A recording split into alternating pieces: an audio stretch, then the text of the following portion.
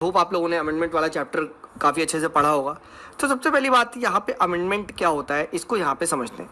Amendment का basically अगर आप मतलब जानना चाहो हिंदी में तो अमेंडमेंट मीन्स चेंज, कि क्या कॉन्स्टिट्यूशन में कुछ चेंज लाया जा सकता है। ठीक है, कॉन्स्टिट्यूशन बनने के बाद तो इसी प्रोसेस को आप कह सकते हो अमेंडमेंट। ठीक है, कॉन्स्टिट्यूशन का अमेंडमेंट। अब बात करते हैं अमेंडमेंट के रिगार्डिंग कौन सा आर्टिकल कॉन्स्टिट्यूशन में तो बहुत ज़्यादा इंपॉर्टेंट है, दैट इज आर्टिकल नंबर 368। ये चीज़ ध्यान रखिएगा, प्रीलिम में सबसे पहले तो यही पूछा जाता है अमेंडमेंट, एंड काफ़ी बार 368 पे डायरेक्ट सवाल भी पूछे जाते हैं। तो आर्टिकल 368 क्या कहता है? It deals with the powers of the parliament to amend the constitution and its procedure. ठीक है, तो ये चीज़ यहाँ पे ध्यान रखिएगा। एंड इसमें इस आर्टिकल में प्रोसेस बताए गए हैं कि व्हाट किस तरीके से क्या प्रोसीजर को फॉलो करना है इंडियन कॉन्स्टिट्यूशन को अमेंडमेंट के लिए। ठीक है, अब देखिए आर्टिकल 368 में क्या लिखा है ये भी पता होना चाहिए, इस पे भी प्रीलिम्स एंड मेंस में क्वेश्चन आता है। तो क्या होता है कि an amendment of the constitution can be initiated only by the introduction of a bill for the purpose in either house of the parliament and not in state legislature. Very very important. तुमसे ऐसे पूछा जाएगा question क्या कि can states amend the constitution? No, states can not amend the constitution. जो कुछ है वो पार्लियामेंट सेंटर गवर्नमेंट ही करेगी।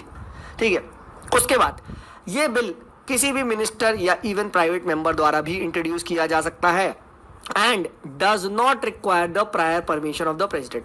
कोई प्रेसिडेंट वगैरह से पहले पूछने की जरूरत नहीं है। ठीक है, डायरेक्टली अगर आप एमपी हो, भले इंडिपेंडेंट कैंडिडेट क्यों ना हो, भले आप कोई मिनिस्टर क्यों ना हो, भले आप नॉन मिनिस्टर क्यों ना हो, you can simply bring a bill to amend the constitution.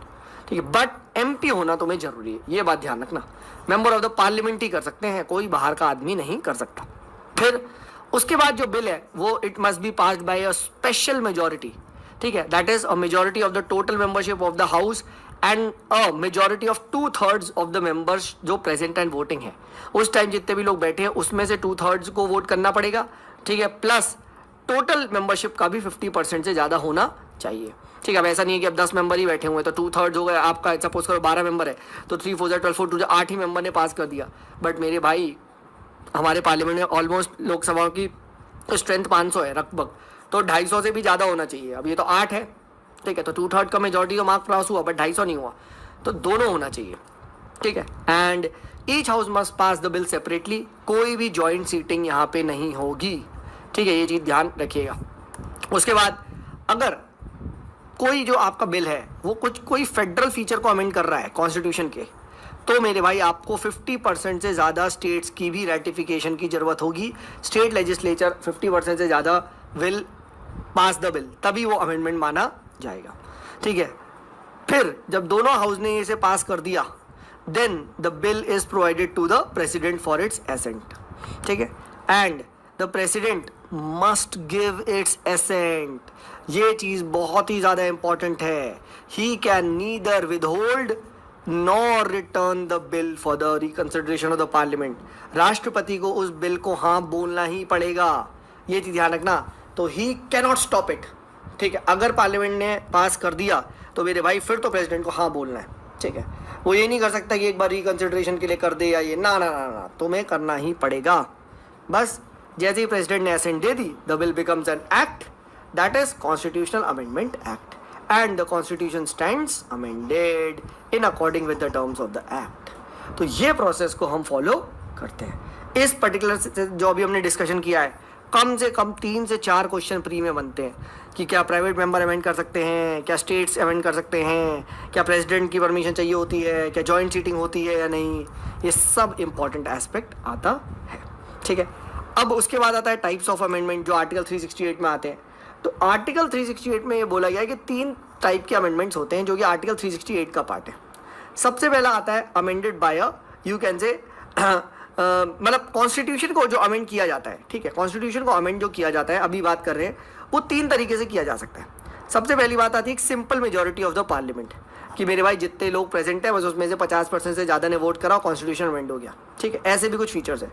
Second, by special majority जो अभी हमने डिस्कस करा, 2/3 of present and voting plus 50% से ज़्यादा। And third special plus 50% of states का भी सपोर्ट, जो भी मैंने डिस्कस किया। तो जो सेकंड और थर्ड वाला है वही 368 का पार्ट होता है। ठीक है, जो नॉर्मल अमेंडमेंट होता है ये सिंपल वाला, सिंपल मेजॉरिटी से, तो वो 368 से अमेंडमेंट नहीं माना जाता है। ठीक है, तो ये चीज़ यहाँ पे ध्यान रखिएगा, दिस इज इंपॉर्टेंट। ठीक है, दिस इज इंपॉर्टेंट। ठीक है, तो अगर आप देखेंगे तो आर्टिकल 368 में कितने टाइप के अमेंडमेंट है? 2 types of amendments, that is by a special majority of parliament and also through the ratification of half of the states by a simple majority. हाँ है ना, बट कुछ कॉन्स्टिट्यूशन के आर्टिकल्स होते हैं, they can be amended only by the simple majority of the parliament, that is a majority you can से 50% जो present है और बस वोट कर दें। ठीक है, similar to you can say ordinary bill की पासिंग के, जैसे ऑर्डिनरी बिल पास होता है। ठीक है, and these amendments are not considered to be amendments under article 368। ठीक है, तो वैसे याद रखिएगा 368 से जो अमेंडमेंट माना जाता है वो 2 ही होते हैं। ठीक है, तो ये ध्यान रखिएगा। अब बात करते हैं, नेक्स्ट जो क्वेश्चन बनता है कि कौन से टाइप ऑफ मेजॉरिटी से कौन सा अमेंडमेंट होता है। तो ये सिंपली आप लोग लक्ष्मीकांत से पढ़ सकते हैं कि जैसे सिंपल मेजॉरिटी से कौन सा अमेंडमेंट होता है। तो सिंपल मेजॉरिटी से creation of legislative council, establishment of new states, demolition of new states. तो देख रहे हो, तो सिंपली अगर आपको नया स्टेट बनाना है तो भाई आपको सिंपल मेजॉरिटी चाहिए, you don't even need the special majority, and फट से कॉन्स्टिट्यूशन अमेंडमेंट हो जाएगा। कोरम इन पार्लियामेंट, ठीक है, यूज ऑफ ऑफिशियल लैंग्वेज, ठीक है, तो ये सब क्या है, ये सब आपका कहलाता है सिंपल मेजॉरिटी से। ठीक है, सेकेंड शेड्यूल में, ठीक है, आपके एमोल्यूमेंट्स, ठीक है, एमोल्यूमेंट्स, अलाउंस, प्रिविलेजेस, ठीक है, तो ये चीज़ ध्यान रखिएगा। फिर उसका fix schedule, 5th schedule, 6th schedule में कुछ भी करना है, ठीक है, तो आपका क्या हो जाएगा, सिंपल मेजॉरिटी से, don't require the special majority of parliament. Next उसके बाद आता है आपका स्पेशल मेजॉरिटी। स्पेशल मेजॉरिटी मैंने आपको बताया क्या कि स्पेशल मेजॉरिटी में क्या होगा, 2/3 of present and voting and plus 50% से ज़्यादा of the total membership of the house. ठीक है, एंड यहाँ पे fundamental rights, directive principles of state policy, ठीक है, उसके बाद आप कह सकते हो all other provisions which are not covered by the first and third categories. तो ये आपका कहलाएगा स्पेशल मेजॉरिटी से जाएगा। ठीक है, उसके बाद आता है कौन सा, स्पेशल मेजॉरिटी प्लस क्या, consent of half of the states, right. तो इसमें कौन सा आएगा, इसमें वो मेजर्स लिए जाते हैं जो कि फेडरल पावर्स को कहीं ना कहीं इम्पैक्ट करते हैं। जैसे आप कह सकते हो प्रेसिडेंट, अगर प्रेसिडेंट में कोई भी इलेक्शन के तरीके को चेंज करना है तो उसमें स्टेट्स का इन्वॉल्वमेंट है तो होगा। उसके बाद फाइनेंशियल वगैरह की टैक्सेस में अमेंडमेंट करना था, टैक्सेशन पावर छीननी थी स्टेट से, तो जीएसटी वगैरह, राइट, तो वो फेडरल फीचर्स को अमेंड करता है। हाँ है ना, सुप्रीम कोर्ट, हाई कोर्ट में कुछ चेंज वगैरह है तो अगेन चाहिए होगा। ठीक है, representation of states in parliament, ठीक है, राज्यसभा वगैरह का, ठीक है, लोकसभा वगैरह का, तो डेफिनेटली यहाँ पे करना पड़ेगा। 7th schedule, distribution of powers, अगर इसमें आपको चेंज करना है तो स्टेट से बिना पूछे आप नहीं कर सकते। ठीक है, इनफैक्ट आर्टिकल 368 में ही कुछ चेंज करना है, ठीक है, तो भी स्टेट्स की ज़रूरत पड़ेगी। ठीक है, तो ये चीज़ आप ध्यान रखिएगा। तो ये प्रीलिम में पूछा आ सकता है कि कौन से वाले के लिए हमें स्पेशल अमेंडमेंट चाहिए, कौन सा आर्टिकल 368 के अंदर होगा। तो अगर मैं आपसे क्वेश्चन पूछूँ, क्या क्रिएशन ऑफ लेट अस से एमपी छत्तीसगढ़ फ्रॉम एमपी, ठीक है, is considered as constitution amendment under article 368, ये आर्टिकल स्टेटमेंट ट्रू होगा फॉल्स, ये स्टेटमेंट होगा फॉल्स, क्योंकि ये सिंपल मेजॉरिटी से हो जाएगा। सिंपल मेजॉरिटी 368 के अंदर नहीं आती, 368 के अंदर आती है स्पेशल, उसके बाद दूसरी special plus 50% of the states. तो ये ध्यान रखिएगा। ठीक है, तो ये चीज़ बाकी यहाँ पे रीड कर सकते हैं, क्रिटिसिज्म वगैरह के बारे में आप लोगों ने पढ़ा ही होगा। ठीक है, तो ये यहाँ पे क्या बोलते हैं, हमने डिस्कस कर लिया अमेंडमेंट प्रोसीजर को। ठीक है, प्रीलिम्स में इसी टाइप के क्वेश्चन आते हैं। ठीक है, अब आगे डिस्कस यहीं पे कभी भी अगर मेंस वगैरह में क्वेश्चन आए यूनिटरी पावर को लिखने के लिए, तो ये चीज़ आप हमेशा बता सकते हो कि कैसे states they are on the mercy of the centre. ठीक है, क्योंकि भाई आप किसी भी स्टेट्स को तुरंत ख़त्म कर सकते हो, नया स्टेट बना सकते हो without taking into context state की मर्जी। ठीक है, ठीक है, और वो अमेंडमेंट भी नहीं माने जाएगा 368 के अंदर। ठीक है, तो ये एक आप कह सकते हो बहुत बड़ा यूनिटरी यहाँ पे प्रोसेस है। ठीक है, सारा का सारा हाथ किसके है, सेंट्रल गवर्नमेंट के ही हाथ में है। ठीक है, तो इस तरीके से हमने जो अमेंडमेंट प्रोसीजर है इसको डिस्कस कर लिया। ठीक है, तो इसको अच्छे से पढ़िएगा, काफ़ी बार अमेंडमेंट पे क्वेश्चन आते रहता है। ठीक है, अब यहाँ पे जो नेक्स्ट हम लोग बात करेंगे, very very very very very important is the basic structure of the constitution. Basic structure को यहाँ पे हम डिस्कस करते हैं। तो पहली बात समझिए, पहला क्वेश्चन तो ये आता है, where is basic structure written, कौन से संविधान के आर्टिकल में लिखा है, ऐसा बताओ। अभी आपने बताया आर्टिकल नंबर 368 में अमेंडमेंट लिखा है, ये बेसिक स्ट्रक्चर किस आर्टिकल में, कहीं नहीं। कोई भी आर्टिकल में नहीं है। सर किस पार्ट में लिखा है कॉन्स्टिट्यूशन के? कहीं नहीं। किस एक्ट में लिखा है? कहीं नहीं। तो फिर ये आया कहाँ से? क्या ये ओरिजिनल कॉन्स्टिट्यूशन में था? नहीं सर। तो सडनली कहाँ से पार्ट हो गया बेसिक स्ट्रक्चर, और इतना इंपॉर्टेंट कैसे पार्ट हो गया? ठीक है, तो ये आपका सुप्रीम कोर्ट की गिफ्ट है। ठीक है, supreme court through its various judgments led to the emergence of what is called as the basic structure doctrine. तो बेसिक स्ट्रक्चर डॉक्ट्रिन है क्या? पहली बात इस चीज़ को समझिए। बेसिक स्ट्रक्चर डॉक्ट्रिन सिंपली, अगर मैं लैंग्वेज आपको बताना चाहूँ तो सिंपली सेज कि हमारे संविधान, हमारे कॉन्स्टिट्यूशन का एक बेसिक स्ट्रक्चर होता है, एक बेसिक फीचर होता है, उसको आप चेंज नहीं कर सकते। ठीक है, समझ रहे? उसको चेंज नहीं किया जा सकता। ठीक है, आप इसको ऐसे एग्जाम्पल लो, आप इंसान हो, इंसान का बेसिक स्ट्रक्चर होता है कि हाँ भाई दो आँख होगी, एक नाक होगी। ठीक है, ये this is a basic structure. ठीक है, अब ठीक है, एक सर है आपका। ठीक है, अब इंसान में चेंज करना तो समझ में आ रहा है। ठीक है, थोड़े बाल कटवा लिए आपने, ठीक है, थोड़ा फेस पे क्रीम लगवा ली, तो दिस इज अलाउड। अब मैं आपको ये कह दूँ यार आप अपनी धड़ कटवा लो, ठीक है, ये क्या है? तो इंसान कहाँ बचे फिर? ठीक है, वही चीज़ कॉन्स्टिट्यूशन के साथ है। एक बेसिक एसेंस होती है कॉन्स्टिट्यूशन की हमारे इंडिया के। ठीक है, उस बेसिक एसेंस के साथ आप कभी भी खिलवाड़ नहीं कर सकते। जितना मर्जी आपको अमेंडमेंट करना है चेंज करो, ठीक है, जितना मर्जी करना है, बट बेसिक स्ट्रक्चर से आप नहीं खिलवाड़ कर सकते। ये है basic structure doctrine, that the constitution of India has a basic structure which just can not be altered via any amendments, that's it. ठीक है, उसके अलावा आपको जो भी अमेंडमेंट करने हैं, therefore all the amendments which have to be done in coherence to the basic structure. Basic structure को हमेशा सलामत रखना है। So this is called as the basic structure doctrine. ठीक है, अब ये बेसिक स्ट्रक्चर आया कैसे? क्या पहले दिन ही कॉन्स्टिट्यूशन में आ गया था? नहीं, ये कुछ सिचुएशन ऐसी बनी देश में जिसके साथ इसका एवोल्यूशन होता है। तो बेसिक स्ट्रक्चर डॉक्ट्रिन का एवोल्यूशन होता है। अब कैसे? तो यहाँ कुछ आपको केसेस के बारे में पता होना चाहिए। तो सबसे पहला केस होता है शंकरी प्रसाद केस 1951। ठीक है, एंड शंकरी प्रसाद केस में ये चीज़ सुप्रीम कोर्ट ने बोली, और उस टाइम मैंने आपको बताया था कि नेहरू जी की पर्सनालिटी ज़्यादा डोमिनेंट थी। तो उस केस में सुप्रीम कोर्ट ने साफ बोल दिया कि भाई देखो, the supreme court ruled that power of the parliament to amend the constitution under article 368 also includes the power to amend fundamental rights. Fundamental rights को अमेंड किया जा सकता है। ठीक है, ऐसी कोई बात नहीं है। ठीक है, इस टाइप की बात करी। ठीक है, और कैसे सुप्रीम कोर्ट ने क्या बोला? ठीक है, सुप्रीम कोर्ट ने बोला देखो, आर्टिकल नंबर जो 13 होता है, ठीक है, आर्टिकल नंबर 13 इंक्लूड्स, ठीक है, क्या? Only ordinary loss and not the constitutional amendment act. ठीक है, देयरफॉर, ठीक है, देयरफॉर क्या? Through a constitutional amendment act fundamental rights can be taken away. हाँ है ना? देखो समझो, नहीं आया। आर्टिकल 13 क्या कहता है? आर्टिकल 13 कहता है सर कि कोई भी लॉ जो कि फंडामेंटल राइट्स के अगेंस्ट जाता है वो लॉ को स्ट्राइक डाउन कर दिया जाएगा। ठीक है, शंकरी प्रसाद केस में सुप्रीम कोर्ट ने कहा मेरे भाई आर्टिकल 13 में कॉन्स्टिट्यूशनल अमेंडमेंट एक्ट कहाँ लिखा है? हाँ है ना? इसका मतलब कॉन्स्टिट्यूशनल अमेंडमेंट एक्ट के थ्रू फंडामेंटल राइट्स को लिया जा सकता है। तो yes, you allowed to take away fundamental rights. समझे? ठीक है, तो क्योंकि हमने अभी डिस्कस किया है आर्टिकल नंबर 13 के अंदर क्या कॉन्स्टिट्यूशन अमेंडमेंट एक्ट नहीं आता, it is not a law. ठीक है, तो कॉन्स्टिट्यूशन अमेंडमेंट एक्ट करके तुम फंडामेंटल राइट्स को ले लो। ठीक है, बस। ठीक है, तो फंडामेंटल राइट्स को कहीं ना कहीं सबऑर्डिनेट कर दिया गया।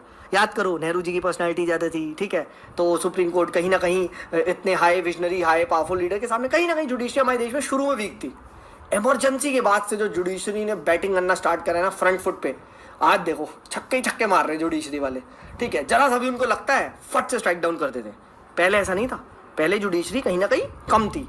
उसके बाद उन्होंने जो बेसिक स्ट्रक्चर बनाया, पिल का कॉन्सेप्ट बनाया, PIL public interest litigation, judiciary is very very activism, सब पढ़ेंगे, डोंट वरी। ठीक है, फिर आता है गोलकनाथ केस 1967, नेहरू जी की डेथ हो जाती है। अब गोलकनाथ केस में सुप्रीम कोर्ट अपने आप को असर्ट करना स्टार्ट करता है। सुप्रीम कोर्ट कहता है क्या? कि नहीं, जो शंकरी प्रसाद केस में हमने बोला था उसको हम रिवर्स करते हैं। ठीक है, एंड क्या? Constitutional validity of 70th amendment act को चैलेंज उस टाइम किया गया था। ठीक है, तो उस कंटेक्स्ट में सुप्रीम कोर्ट ने क्या जजमेंट दिया? सुप्रीम कोर्ट ने बोला fundamental rights are transcendental and immutable. ये सबके आप कह सकते हो हमेशा रहेंगे। ठीक है, and this can not be taken away by any of these rights, by any of the amendment. तुम कुछ भी कर लो, you just can not take away the fundamental rights. ये बात बोल दी गई, ठीक है, हाँ है ना, इस बात को इन्होंने बोल दिया। फिर मैंने सुप्रीम कोर्ट से पूछा, मैंने कहा सर बट आर्टिकल 13 में तो अमेंडमेंट एक्ट नहीं लिखा। उन्होंने बोला चुप कर जाओ, ठीक है, constitution amendment act is also a law with in the meaning of article 13। लिखा नहीं है तो क्या मतलब है, ठीक है, ऐसा तो ही ना है कि लिखा नहीं है तो तुम्हें सांस लेना, कहीं लिखा नहीं है तो तुम सांस क्यों ले रहे हो, ठीक है, कौन सी बुक में लिखा है कि तुम्हारा लिवर चलना चाहिए, ठीक है, या तुम्हें बताते हैं तो लिवर तो चल रहा है, ठीक है, तो सुप्रीम कोर्ट ने साफ कह दिया कि दिस इज अंडरस्टूड, ठीक है, कॉन्स्टिट्यूशन अमेंडमेंट एक्ट भी एक लॉ है, ठीक है, ये बोल दिया। तो अब क्या हुआ, अब आर्टिकल 13 में कॉन्स्टिट्यूशन अमेंडमेंट एक्ट को इंसर्ट कर दिया गया, ठीक है, गेम अभी खत्म नहीं हुआ है। अब पार्लियामेंट का दिमाग खराब कि यार हमारे तो यार फंडामेंटल राइट्स को जब तक अमेंड नहीं होंगे हम डीपीएसपी को इम्प्लीमेंट कैसे करें, ठीक है, और डीपीएसपी वाज मिनिमाइज इनइक्वालिटी को कैसे वो करें, ठीक है, इन्हें अपने आप को, ठीक है, 39B सब क्लॉज सी इन सबको तो इम्प्लीमेंट करना है, क्या करें, सुप्रीम कोर्ट फंडामेंटल राइट को अमेंड नहीं करने दे रहा। तो पार्लियामेंट ने गेम खेल दिया, पार्लियामेंट ले आई एक कॉन्स्टिट्यूशनल अमेंडमेंट एक्ट, ठीक है, 24th कॉन्स्टिट्यूशनल अमेंडमेंट एक्ट को लाया गया एंड इस एक्ट में आर्टिकल 13 एंड आर्टिकल 368 दोनों को चेंज कर दिया, ठीक है। क्या बोला इन्होंने, बोला क्या, parliament has the power to take away any of the fundamental rights under article 368 and such act will not be considered under the meaning of article 13। ये आर्टिकल 13 में लॉ नहीं माना जाएगा।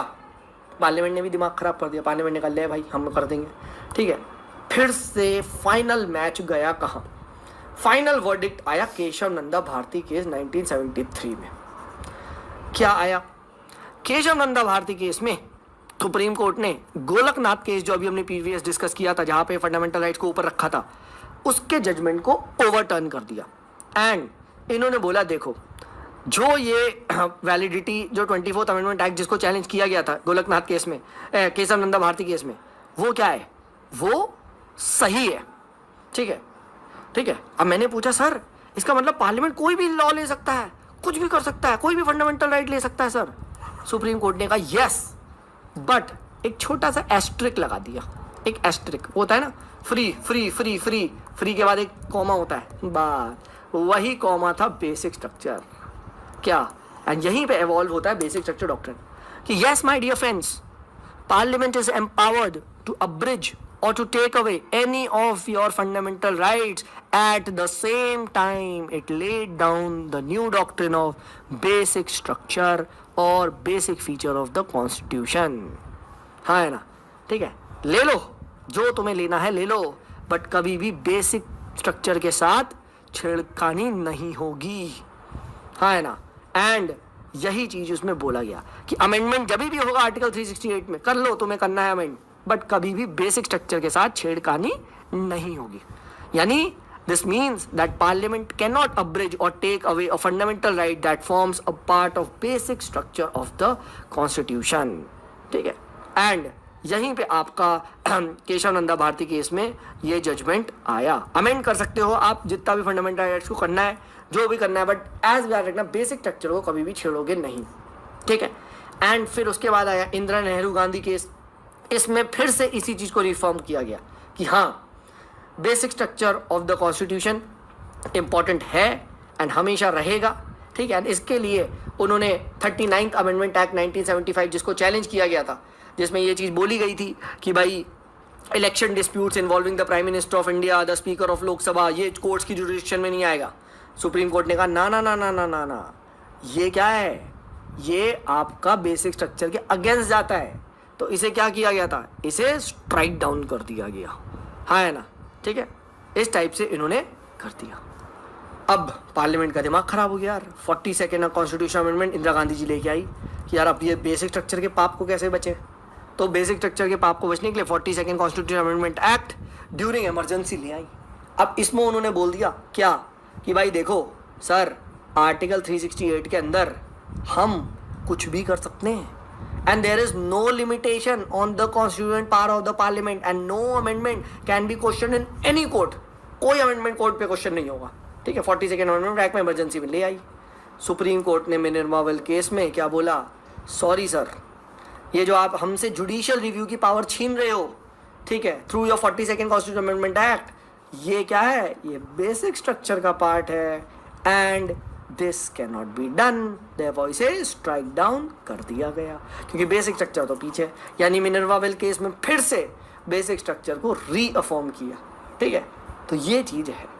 अब समझ में बेसिक स्ट्रक्चर की कहानी क्या है, कैसे इवॉल्व होता है। शंकरी प्रसाद केस, फिर गोलकनाथ केस, फिर केशवानंदा भारती केस, फिर उसके बाद फिर से रीअफॉर्म होता है आपका इंदिरा नेहरू गांधी केस, ठीक है, और आपका मिनर्वा वेल केस, ठीक है। हर एक में यही बात चली कि सुप्रीम कोर्ट ने हमेशा यही बोला है कि you can amend, but you can not amend something which goes against the doctrine of the basic structure, ठीक है।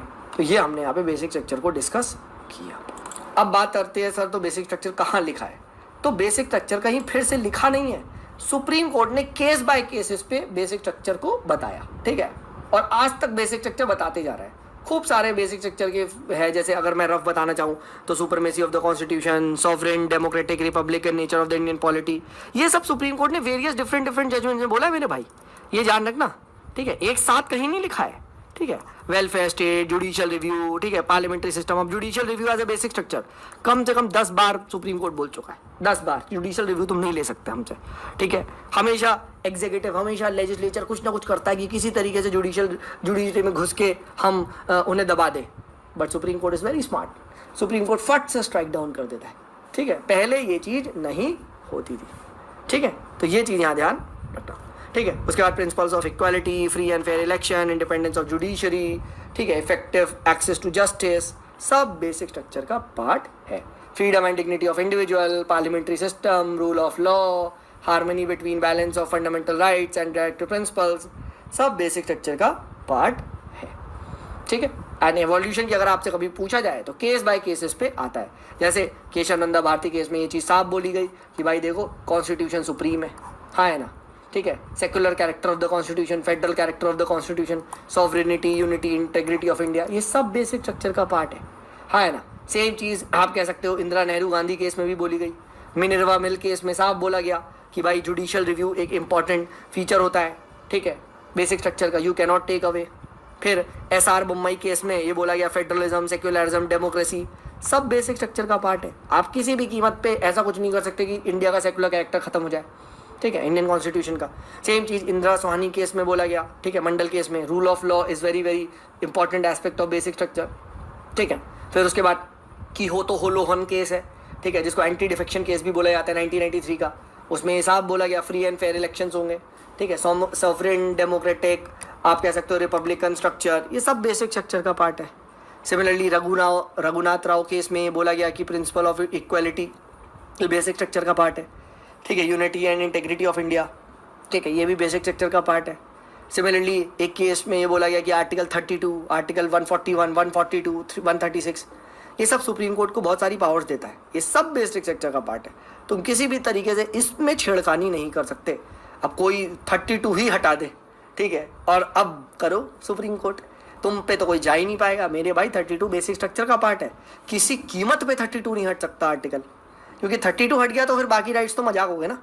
बाकी राइट्स तुम्हारे इट्स लाइक पुलिस है ही नहीं तो अगर चोरी होगी तो तुम जाओगे किसके पास, समझ लो। तो सुप्रीम कोर्ट है ही नहीं, ठीक है, तो तुम जाओगे किसके पास, ठीक है। Who will enforce your, who is the protector of your rights, ठीक है। एक बार पूछा गया है the protector and defender of your fundamental rights कौन था, सुप्रीम कोर्ट है मेरे भाई, थ्रू इट्स 32, ठीक है। हाई कोर्ट है थ्रू 226, ठीक है। तो ये सब केसेस बाय केसेस पे बोला गया है। अब क्या सब याद रखना है सर, नहीं, थोड़े थोड़े इंपॉर्टेंट केस आप याद रखें, ठीक है। एंड इसको मेंस वगैरह में डेफिनेटली कोट कर सकते हैं। लक्ष्मीकांत जब आप खोलेंगे, आप ये वाला जो बेसिक स्ट्रक्चर का चैप्टर है तो उसमें आपको आराम से मिल जाएगा, ठीक है।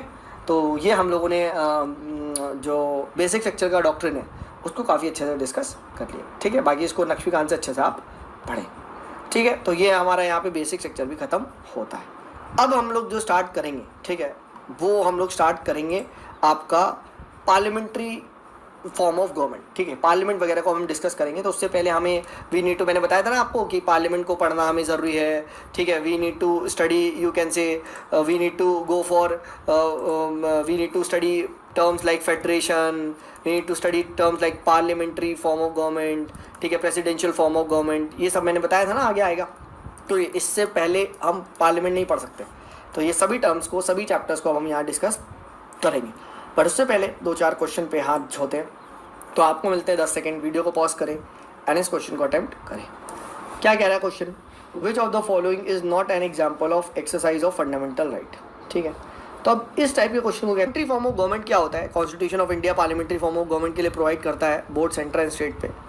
तो इसमें क्या होता है, मैंने आपको बताया था कि पार्लियामेंट के अंदर हमारा क्या होते हैं हम लोग एमपीज अपने चुन के भेजते हैं। ठीक है, अब ये एमपी यहाँ पे लेजिस्लेचर बनते हैं, उस लेजिस्लेचर ये बन गया पूरा। फिर कुछ लोग क्या होते हैं, एग्जीक्यूटिव बनते हैं। ठीक है, लेजिस्लेचर का काम है लॉज को लॉज को लेजिस्लेट करना, बनाना। ठीक है, एग्जीक्यूटिव क्या करता है, उसको इम्प्लीमेंट करता है। ठीक है, अब जब पार्लियामेंट्री फॉर्म ऑफ गवर्नमेंट होता है तो एग्जीक्यूटिव क्या करता है, executive is accountable to this legislature.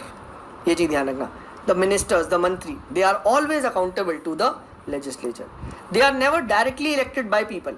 समझो, हम अपने प्राइम मिनिस्टर को डायरेक्ट इलेक्ट नहीं करते, हम अपने एमपीज को डायरेक्ट इलेक्ट करते हैं, वो जाके हमारे पीएम को इलेक्ट करते हैं, उन्हीं में से एग्जीक्यूटिव बनते हैं। फिर पीएम अपने साथ कुछ लोग को चुनता है जो उसका काउंसिल ऑफ मिनिस्टर बनता है। ठीक है, जबकि अभी हम देखेंगे प्रेसिडेंशियल फॉर्म ऑफ गवर्नमेंट में यूएस में जो चलता है वो अपने एमपी को भी इलेक्ट करते हैं, वो अपने राज्यसभा के लोग को भी इलेक्ट करते हैं, और एक और वोट होता है यूएस सिटीजन के हाथ में, which is for the president of USA. Either Biden को दो, आइदर आप ट्रंप को दो, हाँ है ना। ठीक है, तो ये चीज़ आपकी चलती है। ठीक है, और यही बेसिक फीचर होता है क्या, अपने पार्लियामेंट्री फॉर्म ऑफ गवर्नमेंट का। ठीक है, यहाँ पे जो एग्जीक्यूटिव है वो रिस्पॉन्सिबल होते हैं लेजिस्लेचर को। इंडिया में हम देखेंगे स्पेसिफिकली लोकसभा में, हाँ है ना। एंड प्रेसिडेंशियल सिस्टम में ऐसा कुछ भी अकाउंटेबिलिटी नहीं होती, वो सीधे लोग को अकाउंटेबल होते हैं, क्योंकि लोगों ने डायरेक्ट चुना है। ठीक है, आपने मोदी जी को डायरेक्ट चुना है? नहीं, आपने एमपीज को अपने डायरेक्ट चुना है। उन्होंने, वो अलग बात है, उन्होंने वोट मोदी जी के नाम पे मांगा था, हाँ है ना, कि भाई अगर हम जीते तो हम इन्हें चुनेंगे। ठीक है, तो लोगों ने कहा हाँ हम चाहते हैं हम इन्हें चुनो, तो हम आपको वोट दे रहे हैं। बट प्रोसेस को समझो। ठीक है, कायदे से मोदी जी को सिर्फ एक ने चुना है, बनारस के लोगों ने, एज एन एमपी। ठीक है, एज एन एमपी। ठीक है, आपने, मेरी वोटिंग मशीन पे तो नहीं था भाई, मेरे यहाँ से तो अजय भट्ट का नाम था। ठीक है, समझो। But later on the member of the parliament he went there and he voted for, you can say, Modi जी। ठीक है, तो ये चीज ध्यान रखना। ठीक है, next presidential form of government में क्या होता है? प्रेसिडेंशियल फॉर्म ऑफ गवर्नमेंट में सीधा एमपी को भी चुनते हैं एंड सीधा प्रेसिडेंट को भी एक अलग से चुना जाता है। ठीक है, तो presidential system of government on the other hand is one where executive is not responsible to the legislature. तो लेजिस्लेचर को रिस्पॉन्सिबल होता ही नहीं है, भाई तुमने मुझे तो ना चुना है। ठीक है, मुझे तो लोगों ने चुना है, हाँ है ना, समझो। एंड वो एक टोटली इंडिपेंडेंट ऑफिस की तरह प्रेसिडेंट काम करता है फ्रॉम द यूएस की जो पार्लियामेंट है, वहाँ उसको कांग्रेस कहते हैं, वो अलग से काम करता है।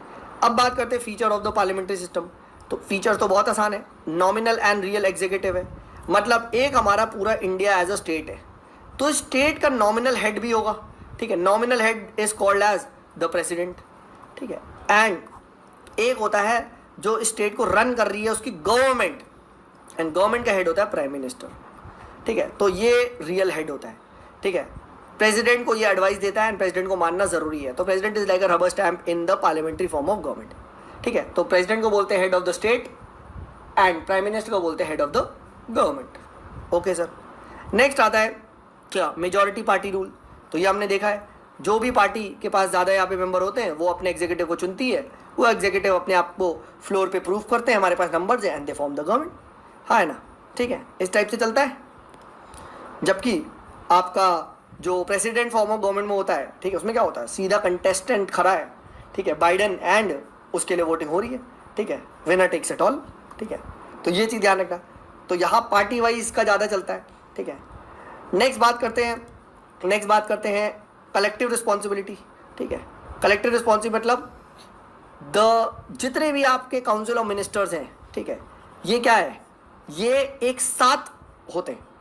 अगर क्या हुआ, पूरी की पूरी एक के अगेंस्ट भी नो कॉन्फिडेंस मोशन लूज हो गया, ठीक है, अपनी कॉन्फिडेंस को लूज कर दिया, ठीक है, मेजॉरिटी को प्रूव नहीं कर पाया, तो पूरी सरकार एक साथ गिरेगी। इसीलिए कहा जाता है they swim and sink together. ठीक है, ये चीज ध्यान रखना। ठीक है, the principle of collective responsibility implies Lok Sabha can remove the ministry from the office by passing a vote of no confidence. ठीक है।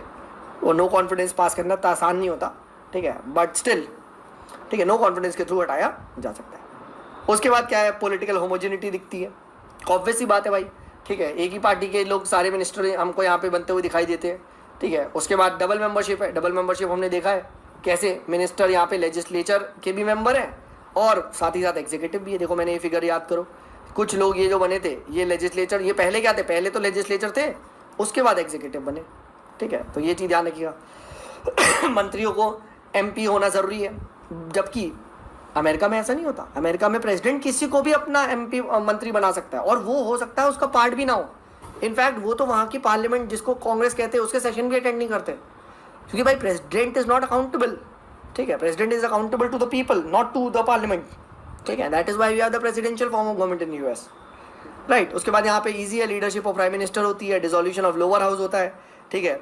हर 5 साल में तो वैसे प्रेसिडेंट डिसॉल्व करता ही है, बट कभी भी लो कॉन्फिडेंस मोशन पास हो गया और अगर एक ऑल्टरनेटिव गवर्नमेंट नहीं है तो लोकसभा डिसॉल्व, ठीक है। और जब तक मेजोरिटी तब तक मजा, ठीक है। फिर सीक्रेसी होती है कि यहाँ पे ministers they operate on the principles of secrecy of procedure, in fact oath of secrecy भी ली जाती है, ठीक है।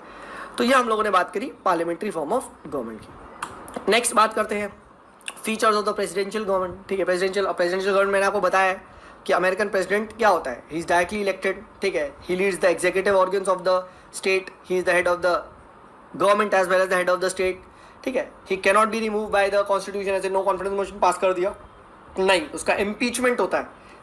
एंड इम्पीचमेंट भी बहुत टफ है, अमेरिका के प्रेसिडेंट को ऐसे नहीं हटाया जा सकता, इट्स नॉट दैट ईजी, ठीक है। उसके बाद यहाँ पे जो प्रेसिडेंट रूल करता है, ठीक है, उसके पास एक छोटे से कुछ एडवाइजर्स होते हैं, किचन कैबिनेट, और वो भी बाहर के एक्सपर्ट्स होते हैं, ठीक है। इसीलिए आप देखो जाकर देखो अमेरिका में जो मंत्री होते हैं वो सब बाहर के एक्सपर्ट्स हैं, वो सब एक्सपर्ट्स को ले आते हैं, ठीक है, क्योंकि वहाँ ये अलाउड है, ठीक है। यहाँ पे एक्सपर्ट को अगर आप लाओगे, जैसे सपोज करो एस जयशंकर जी को लाया गया, बट पहले उनको MP बनाया गया राज्यसभा से। सेम चीज़ गोज फॉर मनमोहन सिंह जी, जब Manmohan Singh ji as an expert को लाया गया तो क्या करा, पहले आपको उन्हें MP बनाना पड़ेगा, ठीक है। सेम चीज़ गोज फॉर किसी को भी अगर आप बनाना चाहते हो एज अ मिनिस्टर, तो पहले उसको आपको बना दो 6 महीने के लिए, 6 महीने तक allowed, but before that you have to take it from the what, you have to take the seat of the MP, ठीक है।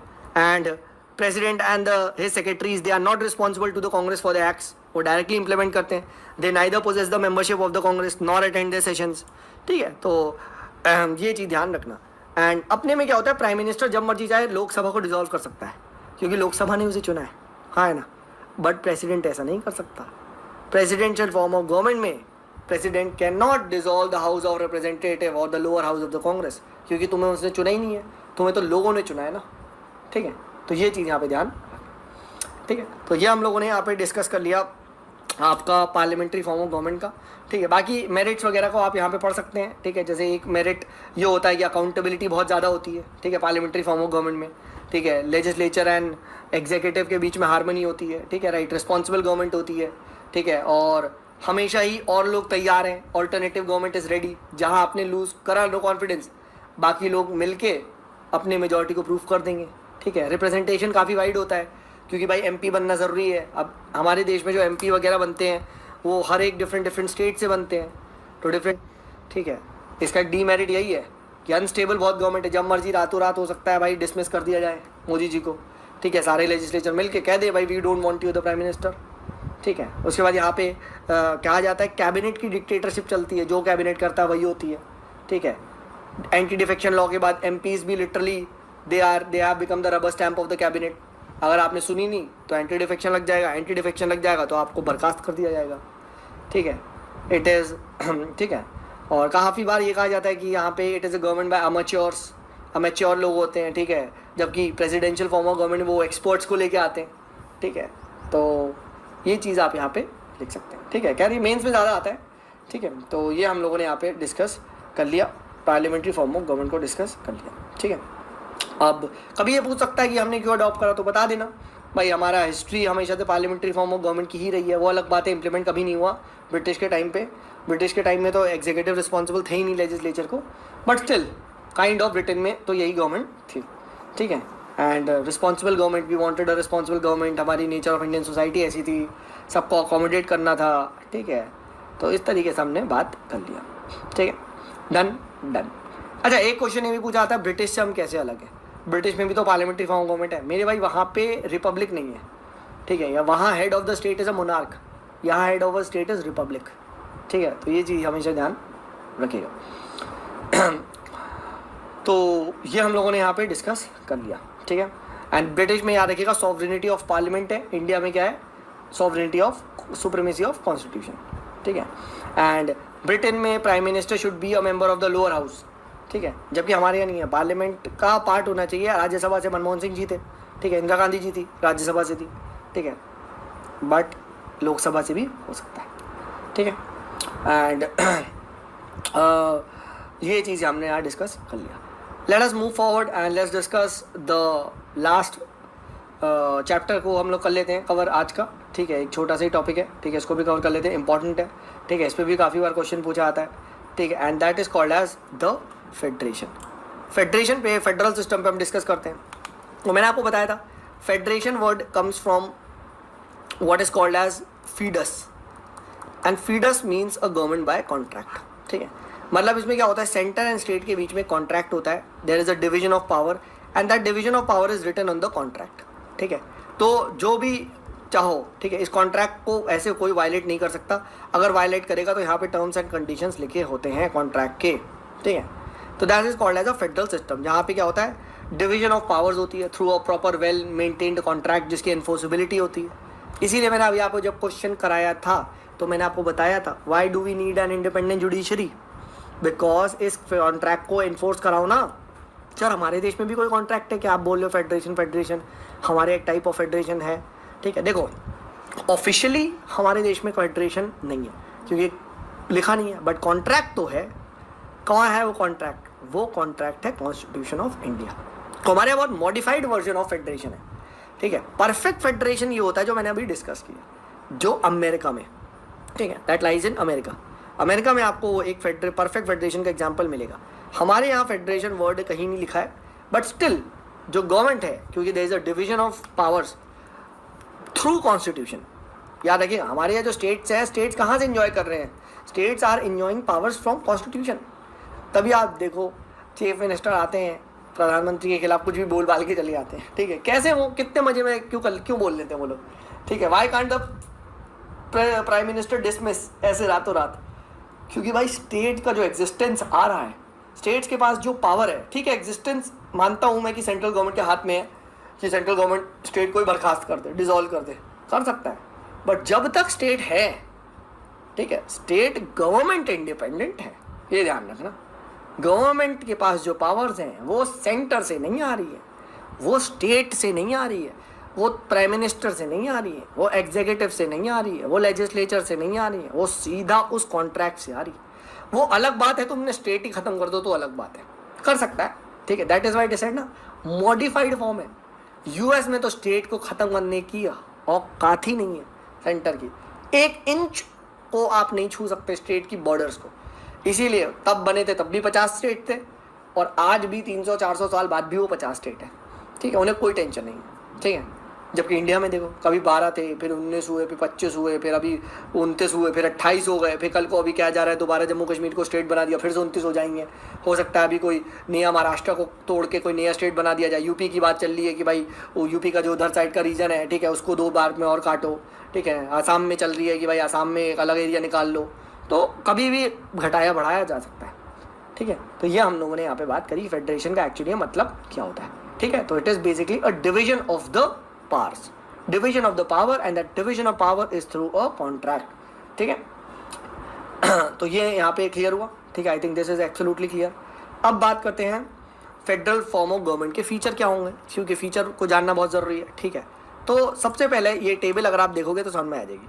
तो ऑब्वियस ही बात है, देखो there is a division of power, तो डुअल गवर्नमेंट होगी, तो एक नेशनल गवर्नमेंट होगी, एक स्टेट गवर्नमेंट होगी, ठीक है। And state government is not dependent upon the mercy of the national government.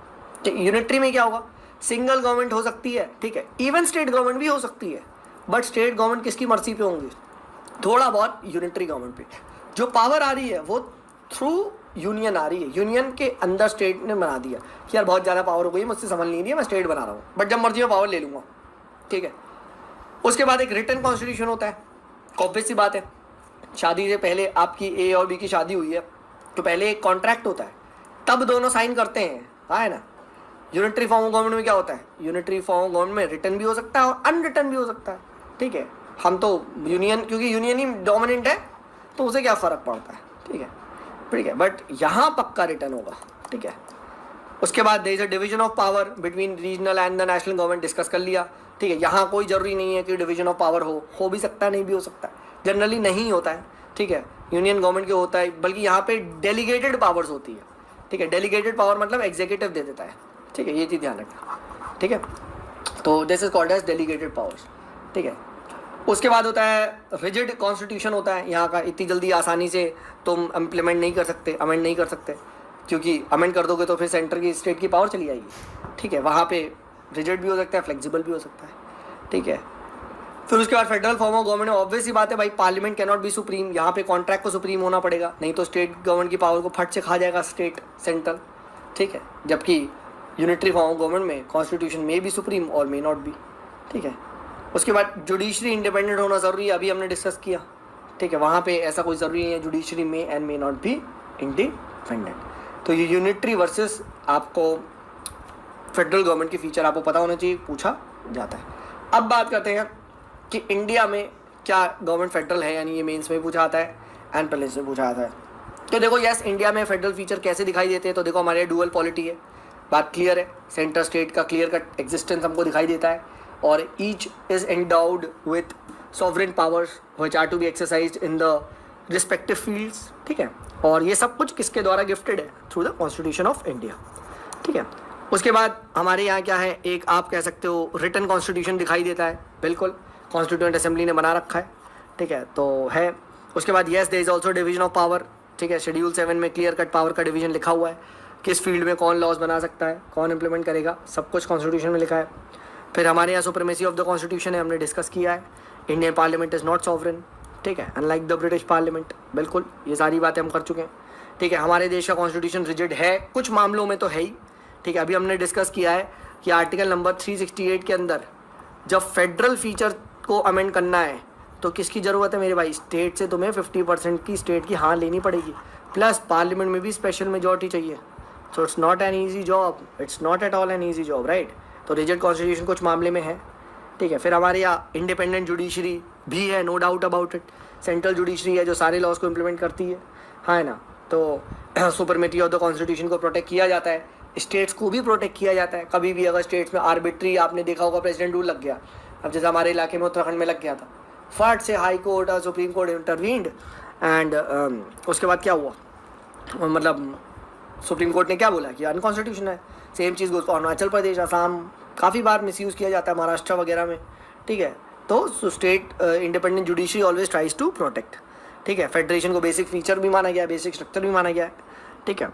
उसके बाद देखो बाई कैमरलिज्म भी है, ठीक है, इन द सेंस कि हमारे यहाँ क्या है, सेंटर में जो पार्लियामेंट है वहाँ पे स्टेट्स का रिप्रेजेंटेशन है, तो लोकसभा में लोगों का भी रिप्रेजेंटेशन है और राज्यसभा में स्टेट्स का रिप्रेजेंटेशन भी है, तो states get representation at the centre, ठीक है। तो शोज दैट फेडरेशन है, डिवीजन ऑफ पावर है, एट द सेंट्रल लेवल पे भी जो पावर है वो राज्यसभा के हाथ में है, बेसिकली स्टेट्स के ही तो रिप्रेजेंटेशन है, तो वहाँ पे भी शेयरिंग ऑफ पावर है, राइट। तो नो डाउट ठीक है, थोड़ा कम पावरफुल है, बट स्टिल पावर तो है ही ना राज्यसभा के पास, ठीक है। तो फेडरल इक्विलिब्रियम मेंटेन किया जाता है, ठीक है, तो ये याद रखिएगा।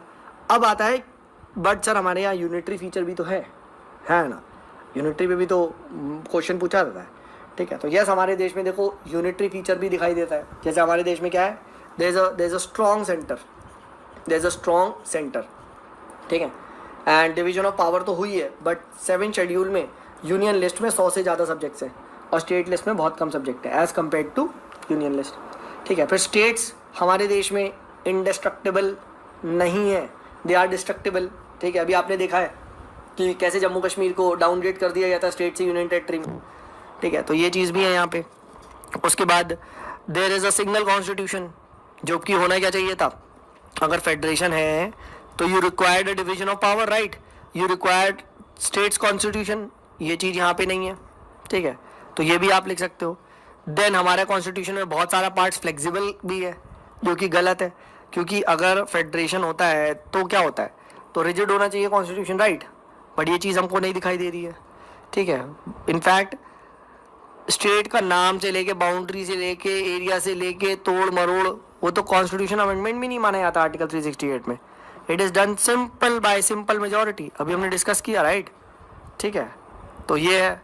फिर there is no equality of state representation, कुछ स्टेट्स को ज़्यादा वेटेज है राज्यसभा में, लोकसभा में, तो भाई आप पावर डिवाइड कर रहे हो तो इक्वल करो ना। This concept is called as asymmetrical federalism. Asymmetrical federalism में क्या होता है कि पावर डिवीजन तो होती है बट अनइक्वल डिवीजन होती है। अब जैसे यूपी है, यूपी में लोकसभा में ज़्यादा सीट्स हैं, तो ये तो गलत है ना, ठीक है? देनी है तो सबको बराबर दो। अब यूपी के मामले में कंपैरिजन सिक्किम के पास तो कम पावर हुई लोकसभा में, राइट? ठीक है, बट वो अलग बात है, हमने भाई पॉपुलेशन बेसिस पे दिया है। बट अमेरिका में ऐसा नहीं होता। अमेरिका में 50 स्टेट्स है, सबके 2-2 रिप्रेजेंटेशन है इन राज्यसभा, ठीक है? तो इमरजेंसी प्रोविजन में हमारा यहाँ का जो आप कह सकते हो जो फेडरल कॉन्स्टिट्यूशन है वो कहीं ना कहीं ब्रेक डाउन हो जाता है, वो यूनिटरी कॉन्स्टिट्यूशन बन जाता है, ठीक है? फिर सिंगल सिटीजनशिप है, तो ये भी यूनिटरी फीचर है, ठीक है? जबकि होना क्या चाहिए था, स्टेट के पास भी सिटीजनशिप होनी चाहिए थी, ठीक है? अब इंटीग्रेटेड जुडिशरी है, हमारे यहाँ डिवीजन ऑफ पावर होनी चाहिए, तो भाई प्रॉपर डुअल जुडिशरी होनी चाहिए थी, ठीक है? स्टेट के लॉज को अलग इम्प्लीमेंट करे सेंटर के, नहीं, हमारे यहाँ क्या है, इंटीग्रेटेड जुडिशरी है, सेंटर स्टेट सबके लॉ को इम्प्लीमेंट कर रहा है, ठीक है? तो it enforces the both centre and the state laws. तो यूएस में ऑन अदर हैंड क्या है, there is a double system of courts, जहाँ पे फेडरल लॉज को सुप्रीम कोर्ट इन्फोर्स कर रही है, स्टेट लॉज को स्टेट की हाई कोर्ट इम्प्लीमेंट कर रही है, राइट? फिर उसके बाद हमारे यहाँ ऑल इंडिया सर्विसेज है। अब all India services like IAS IPS, इनके ऑफिसर्स को अपॉइंट तो किया जा रहा है सेंटर द्वारा, बट वर्क कहाँ कर रहे हैं, स्टेट में, तो they are literally on the hands of the center, हाँ है ना? फिर उसके बाद सेम चीज़ ऑडिट में भी है। ऑडिट में कैग वगैरह हम पढ़ेंगे, स्टेट गवर्नमेंट्स को भी ऑडिट करते हैं, राइट? फिर उसके बाद पार्लियामेंट की अथॉरिटी स्टेट लिस्ट पे भी है, ठीक है? ऐसा कहा जाता है अगर पार्लियामेंट ने इमरजेंसी के दौरान प्लस अगर कॉन्करेंट लिस्ट में लॉज बनाया गया है, ठीक है, स्टेट और सेंटर दोनों द्वारा, तो सेंटर का लॉ चलेगा, ठीक है? फिर सबसे कॉन्टेस्टेड चीज़ जो है वो governor is the most disputed office, and इस गवर्नर ने जीना हराम कर रखा है, ठीक है? स्टेट सेंटर चीफ मिनिस्टर्स का हम डिस्कस करेंगे, ठीक है? तो ये चीज़ भी है, ठीक है? उसके बाद सेम चीज़ इलेक्शन कमीशन में भी है, ठीक है? सेंटर द्वारा अपॉइंट किया जाता है बट स्टेट में इलेक्शन करवाता है, ठीक है? स्टेट, बहुत सारे स्टेट बिल्स को गवर्नर रोक सकता है for president's consideration, and president veto मार देगा, तो स्टेट बिल्स पास नहीं हो सकते, ठीक है? तो इस तरीके से देखा जाए तो बहुत सारे हमारे यहाँ क्या है, यूनिटरी फीचर्स भी आपको दिखाई देते हैं। तो इसी कंटेक्स्ट में हमेशा से डिबेट यही चलता है। क्या है वो डिबेट? वो डिबेट ये है कि इंडिया का क्या संविधान फेडरल एक्चुअली में है या नहीं, ठीक है? तो इसीलिए यहाँ पे केसी वेहरे कहते हैं इंडिया के कॉन्स्टिट्यूशन को क्वासी फेडरल है, मतलब एक पल को फेडरल भी है, एक पल को आपका यूनिटरी भी है, आधा फेडरल आधा यूनिटरी, ठीक है?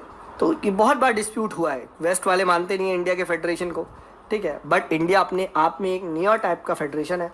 इंडिया की सिचुएशन टाइम्स के हिसाब से हमारे जो कॉन्स्टिट्यूशन मेकर्स हैं, they have made a constitution like this, ठीक है? एंड SR बोम्मई केस में याद रखिएगा 1994 में supreme court laid down a very important judgment, and it said that the constitution is federal and it characterized federalism as the basic feature of the constitution, ठीक है? ये ध्यान रखिएगा, कभी भी फेडरलिज्म को छेड़खानी नहीं की जा सकती। फेडरलिज्म में छेड़खानी की जा सकती है बट फेडरलिज्म को गायब नहीं किया जा सकता, ठीक है?